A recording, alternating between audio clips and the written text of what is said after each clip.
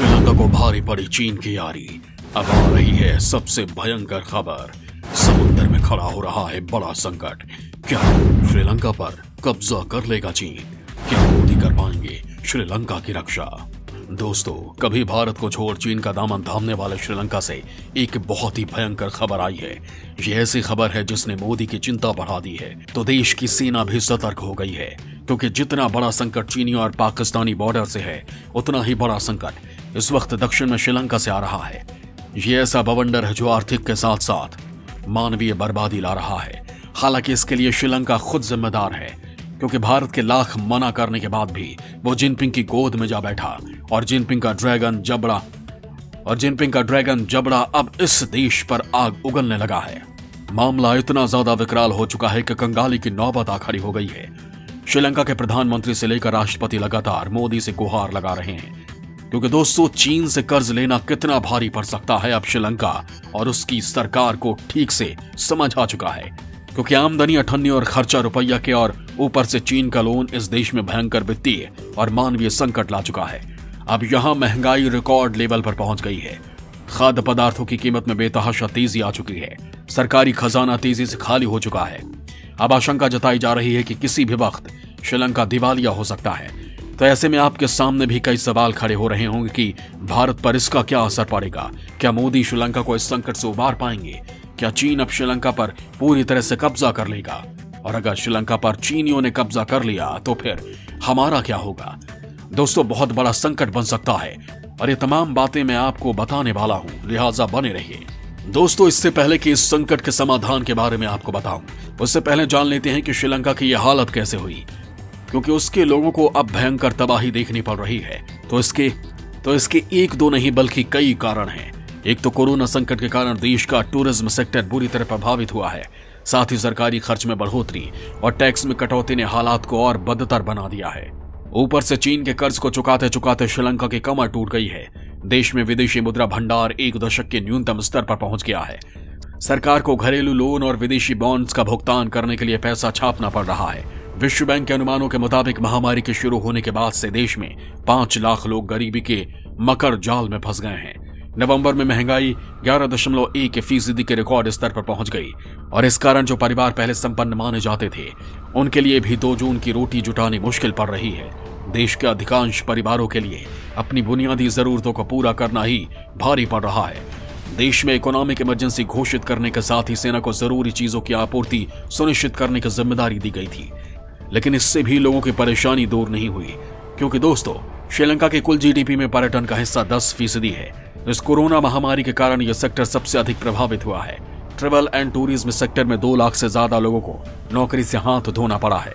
बड़ी संख्या में देश के युवा और शिक्षित लोग देश छोड़ना चाहते हैं। इन हालातों ने साल 1970 के दशक की यादों को ताजा कर दिया है, जब आयात पर नियंत्रण और घरेलू स्तर पर कम उत्पादन के कारण बुनियादी चीजों की भारी किल्लत हो गई थी।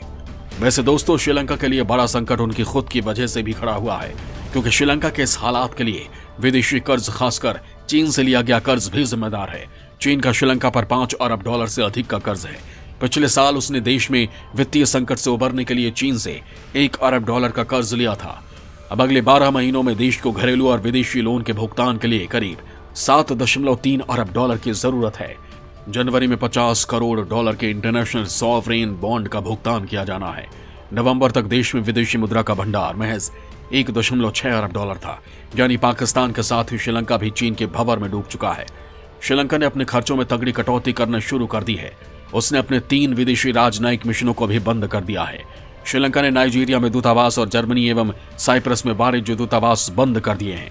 मंत्रालय ने एक बयान में कहा है कि ये पुनर्गठन देश के बहुत जरूरी विदेशी भंडार के संरक्षण और विदेशों में श्रीलंका के मिशनों के रखरखाव से संबंधित खर्च को कम करने के लिए किया गया है। 3 मिशनों को ऐसे समय पर बंद किया गया है जब श्रीलंका के सेंट्रल बैंक ने स्थानीय लोगों के लिए विदेशी मुद्रा पर प्रतिबंध लगा दिया है। सभी वाणिज्यिक बैंकों को अपनी डॉलर की कमाई का 1/4 10% से ऊपर सरकार को सौंपने का आदेश दिया है। इसका मतलब यह है कि बैंकों के पास अब निजी व्यापारियों को देने के लिए और भी कम डॉलर्स होंगे, यानी हर तरफ हाहाकार वाली नौबत है। चूंकि श्रीलंका भारत का पड़ोसी देश है और पड़ोसी की मदद करना भारत का पहला दायित्व भी बनता है, लिहाजा मोदी सरकार अब बड़ा गेम करने की तैयारी कर चुकी है। क्योंकि अपनी सुस्त अर्थव्यवस्था को बढ़ावा देने के लिए श्रीलंका सरकार ने भारत से मदद मांगी है। क्या श्रीलंका को डूबने से बचा लेंगे मोदी? दिवालिया होने से बचाने के लिए क्या करेगी मोदी सरकार? दोस्तों, कुछ दिनों पहले श्रीलंका के वित्त मंत्री बासिल राजपक्षे ने भारत की यात्रा की थी, जिसके बाद भारत ने श्रीलंका की मदद के लिए तत्काल आधार पर पैकेज तैयार कर लिया है। सबसे पहले श्रीलंका के लोगों के लिए खाद्य और स्वास्थ्य सुरक्षा पैकेज का ऐलान किया जा सकता है। भारत अब श्रीलंका में एनर्जी सिक्योरिटी पैकेज और करेंसी स्वैप के साथ साथ निवेश को भी बढ़ावा देने वाला है। राजपक्षे की यात्रा के दौरान इस बात पर सहमति बनी थी कि इन उद्देश्यों को पूरा करने के लिए आपसी सहमति के साथ प्रक्रियाओं को जल्द ही अंतिम रूप दिया जाएगा।